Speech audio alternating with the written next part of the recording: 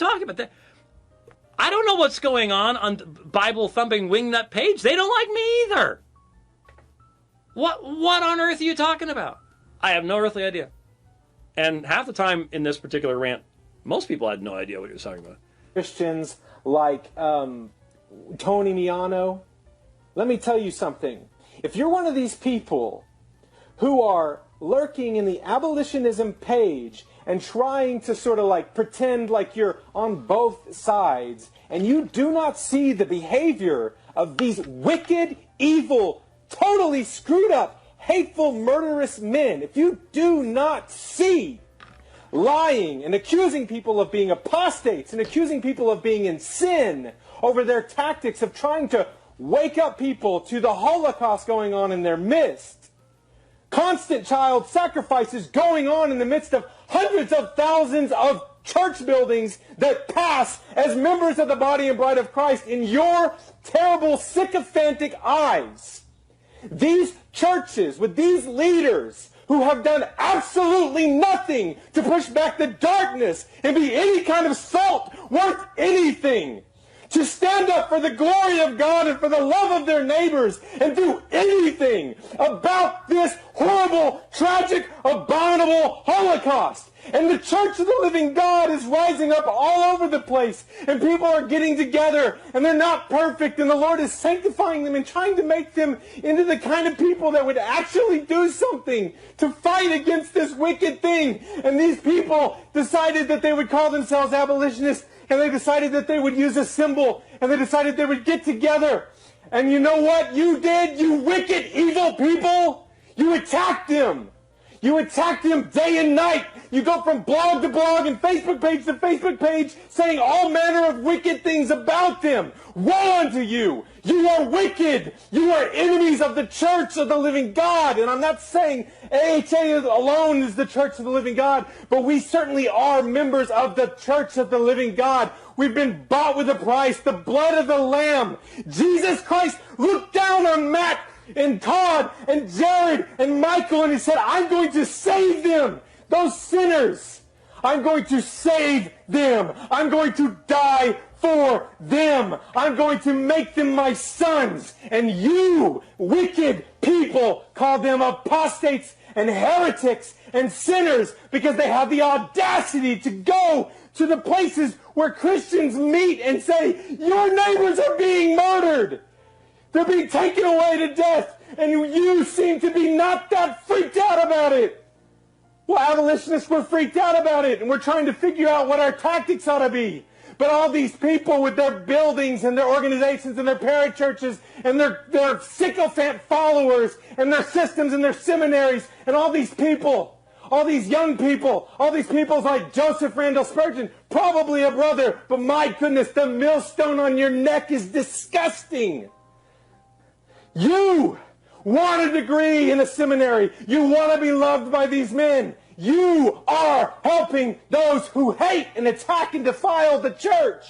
And guess what they do? They lie and they say, we're defiling the church. We're the ones that are attacking the church. They're running around in public saying things like, I can't believe it, but I don't want to be a prophet, Tony Miano says, but I bet you that we're going to see an AHA or wearing an AHA shirt killing an abortionist. You got another pastor. You got J.D. Hall. Has no idea what to do with Todd Bullis. Todd Bullis, right? He goes to this church, you know, and Tony Miano attacks him and says, this guy's guilty. He doesn't practice true in religion. He's a hypocrite. Oh, snap. Todd has devoted himself to the practice of true religion. He's adopted 3 children. He's got 3 more children that he's fostering to adopt. He supports missionaries. He loves the church. He loves the work of the Lord. And this guy is practicing pure and undefiled religion. He goes back to the church. Robert Reese invites him into the church. But Mr. Ramos is sick and at home. And he finds out about it. And he calls and he says, kick those people out. Kick those Christians out. Todd Bullis has got to go. He's not like the rest of us. He really is crazy about this abortion thing. Kick him out.